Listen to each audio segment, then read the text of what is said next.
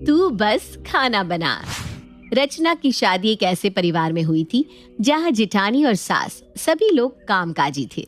रचना भी एक ग्रेजुएट लड़की थी, लेकिन उसे बाहर निकलकर नौकरी करना बिल्कुल भी पसंद नहीं था। इसलिए उसने शादी के बाद घर में रहकर हाउसवाइफ बनना ही सही समझा। सास शशि और जेठानी कशिश प्राइमरी स्कूल में टीचर थी और इसलिए सुबह सुबह तैयार होकर वो दोनों अपने अपने काम पर निकल जाती और पीछे से इतने बड़े घर की सारी जिम्मेदारियां अकेले रचना के कंधों पर आ जाती।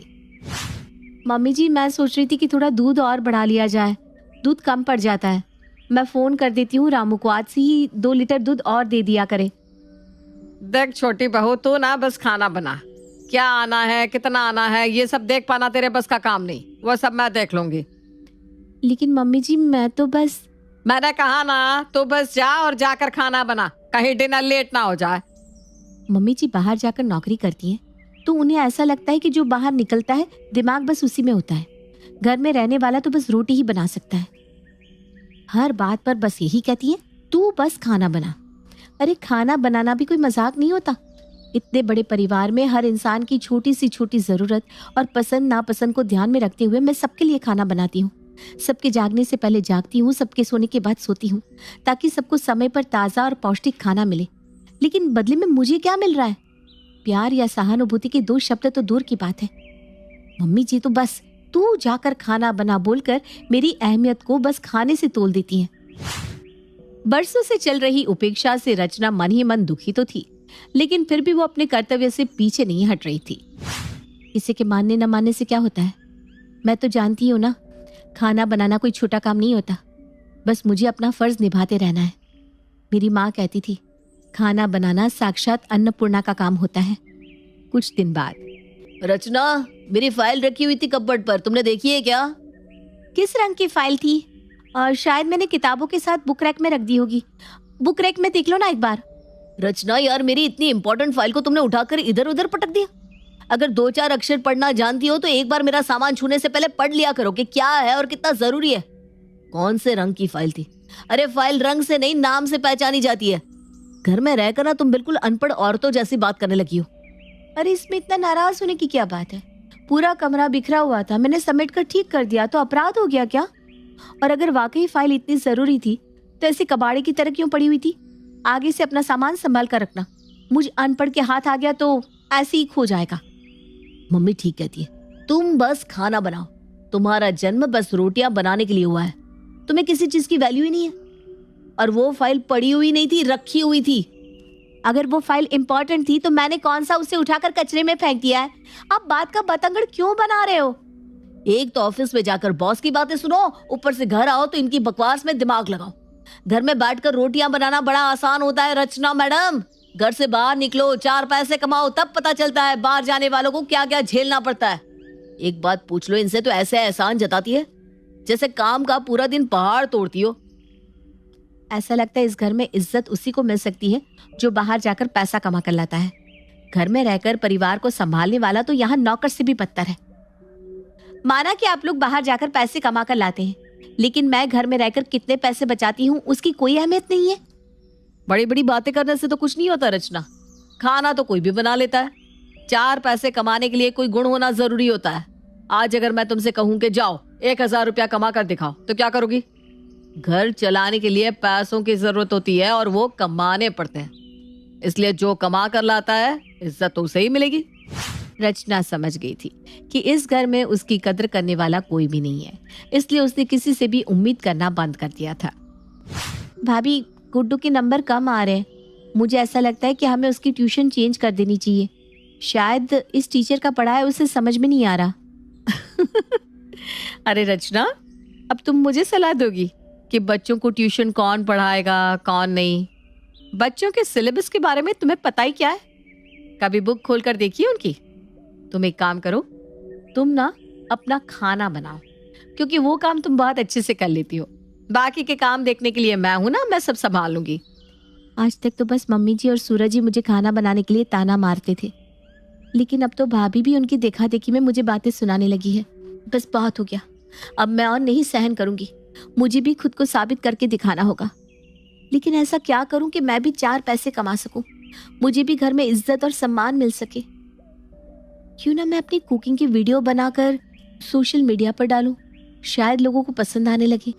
अगले ही दिन सबके ऑफिस जाने के बाद अकेले में रचना किचन में अपने मोबाइल से खाना बनाते हुए अपने वीडियो शूट करके उन्हें सोशल मीडिया पर डालने लगती है। अरे वाह, मेरी वीडियो पर तो बहुत सारे व्यूज आने लगे हैं और मेरी रेसिपीज भी लोगों को बहुत पसंद आ रही है। कमेंट में लोग बार बार यही कहते हैं, इतना लजीज खाना खाने के लिए वो पैसे भी देने को तैयार है। अगर मैं सचमुच अपना बनाया खाना सेल करने लगूं तो शायद कुछ कमाई भी हो सकती है। कुछ देर सोचने के बाद रचना वीडियो में अपना मोबाइल नंबर जोड़ देती है। मैडम, क्या सचमुच में आपके हाथ का बना खाना मिल सकता है? हाँ हाँ, क्यों नहीं, लेकिन आपको मेरे घर से आकर ले जाना होगा। मैं होम डिलीवरी नहीं करवा सकती। कोई परेशानी नहीं, मैं आपके घर के पास ही रहती हूँ। मैं आधे घंटे में अपना ऑर्डर लेने के लिए आती हूँ। तब तक आप ना कढ़ाई पनीर और दाल मखनी पैक कर दीजिएगा। जी जी, बिल्कुल पैक कर देती हूँ। आप 40 मिनट के बाद आकर ले जा सकती हैं। रचना को अपने कानों पर यकीन नहीं हो रहा था। उसे सचमुच आज अपना पहला ऑर्डर मिला था। उसने पूरे मन से ऑर्डर बनाकर रेडी किया और ग्राहक को देने के बाद पहली बार अपनी कमाई को अपने हाथों में महसूस किया। खाना कैसा बना है उसका रिव्यू आप मेरे वीडियो पर जरूर लिखना प्लीज, उससे मुझे हेल्प मिलेगी। आप चिंता मत करो, मैं खाना खाने के बाद इसका रिव्यू जरूर दूंगी। शुरू शुरू में रचना के पास कुछ गिने चुने ऑर्डर ही आ रहे थे। हर बार ऑर्डर को डिलीवर करते समय वो सबसे यही रिक्वेस्ट करती कि वो लोग उसके बने खाने का रिव्यू उसके चैनल पर जरूर लिखे। धीरे धीरे रचना के बने खाने के अच्छे रिव्यूज के कारण उसका नाम होने लगता है और उसके पास ऑर्डर्स की संख्या बढ़ने लगती है। कुछ दिनों के बाद, अरे ये क्या ड्रामा है? घर के बाहर ये लोग लाइन लगाकर क्यों खड़े हैं? मम्मी जी, मैंने घर से खाना बनाने का काम शुरू किया है। ये लोग अपने ऑर्डर्स का इंतजार कर रहे हैं। पुष्पा, जल्दी जल्दी हाथ चलाना, बहुत लोग बाहर खड़े हुए हैं। कि पुष्पा घर की साफ सफाई छोड़कर यहाँ सब्जियां काट रही है और तूने मेरे किचन को ढाबा समझ रखा है क्या? अरे ये मेरा घर है, कोई थर्ड क्लास हाईवे का ढाबा नहीं जिसके सामने लोग खाना लेने के लिए भीड़ लगाए। तुम्हारा काम है बस घर में सबके लिए खाना बनाना, वही करो। ये सब नाटक बंद करो। माफ कीजिएगा मम्मी जी, ये कोई नाटक नहीं है। आप ही तो हमेशा कहती थी ना, जाओ जाकर खाना बनाओ, क्योंकि आप लोगों को यही लगता था कि मैं बस खाना ही बना सकती हूँ। फिर मैंने सोचा कि अगर मैं सिर्फ खाना ही बना सकती हूँ तो क्यों ना मैं सच में खाना ही बनाना शुरू कर दूँ।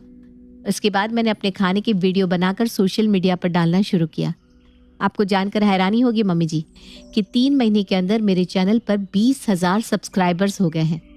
मेरे खाने के एक एक वीडियो पर लाखों में व्यूज आते हैं और इस चैनल के थ्रू मुझे खाने के ऑर्डर भी मिलते हैं। आज मैं भी अपने खाना बनाने के टैलेंट के कारण पैसे कमा रही हूँ। पिछले 1 सप्ताह से तो हर रोज भीड़ बढ़ती जा रही है। मैंने सोच लिया है, अब चाहे जो भी हो जाए मैं पीछे मुड़कर नहीं देखने वाली। बड़ी आई आगे बढ़ने वाली, ये भी कोई काम है? पूरे खानदान का नाम मिट्टी में मिलाकर रख दिया। अरे कोई सुनेगा तो क्या कहेगा? सॉफ्टवेयर इंजीनियर पति की वाइफ घर से बनाकर छोले भटूरे और पनीर बेच रही है। कम से कम हमारी इज्जत का तो ख्याल किया होता। रुक, मैं अभी सूरज से बात करती हूँ, अब वही तेरी अकल ठिकाने लगाएगा। अरे मम्मी, इसमें बुराई क्या है? मुझे तो पता ही नहीं था कि मेरी बीवी इतनी टैलेंटेड है। मैं तो खुद अपनी जॉब से परेशान चल रहा हूँ। कब से मन में इच्छा थी कि नौकरी छोड़कर कुछ अपना काम शुरू करूं। मेरी पत्नी ने तो मेरा सपना सच कर दिया। अब तो मैंने सोच लिया है कि नीचे का पूरा फ्लोर रेस्टोरेंट में कन्वर्ट करके हम लोग ऊपर वाले फ्लोर पर शिफ्ट हो जाएंगे। अरे लक्ष्मी चलकर हमारे घर आ रही है, कोई बेवकूफ ही होगा ना जो उसे धुतकारेगा। मुझे माफ कर दो रचना, मैं तुम्हारे साथ हूँ। तुम आगे बढ़ो, मुझसे जो हो सकेगा मैं जरूर करूंगा। तू सच में नौकरी छोड़कर बहू के साथ ढाबा चलाएगा? अरे मम्मी, ये अकेले काम कर रही है तब भी दिन का 5,000 कमा रही है। हम प्रॉपर रेस्टोरेंट बनाकर स्टाफ लगाकर काम करेंगे ना तो दिन का 15,000 यूं कमा लेंगे। मुझे गर्व होगा रचना का हाथ बटाकर। कुछ ही दिनों में पति सूरज ने नौकरी छोड़कर रचना के साथ रेस्टोरेंट शुरू कर दिया था। अपने टैलेंट के दम पर रचना महीने के लाखों रुपए कमाने लगी थी। धीरे धीरे ससुराल में सबकी अकड़ ढीली हो गई थी। सूरज, अपने पास काफी कैश जमा हो गया है, आप कल ही जाकर इसे बैंक में जमा करवा देना। घर में इतना कैश रखना सही नहीं है। बहू, मैंने तुझे कितनी बार समझाया है, फालतू बातों में दिमाग मत लगाया कर। तू बस जाकर खाना बना। मम्मी, सुबह से लेकर रात तक खाना ही तो बनाती रहती है और कितना खाना बनाएगी? अब बस भी करो अपना ये डायलॉग। सूरज की बात सुनकर शशि शर्मिंदा हो जाती है और बाकी लोग हंसने लगते हैं। अरे बेटा, वो ना मुझे आदत हो गई है ना ये कहने की, तू बुरा मत मानना। हाँ,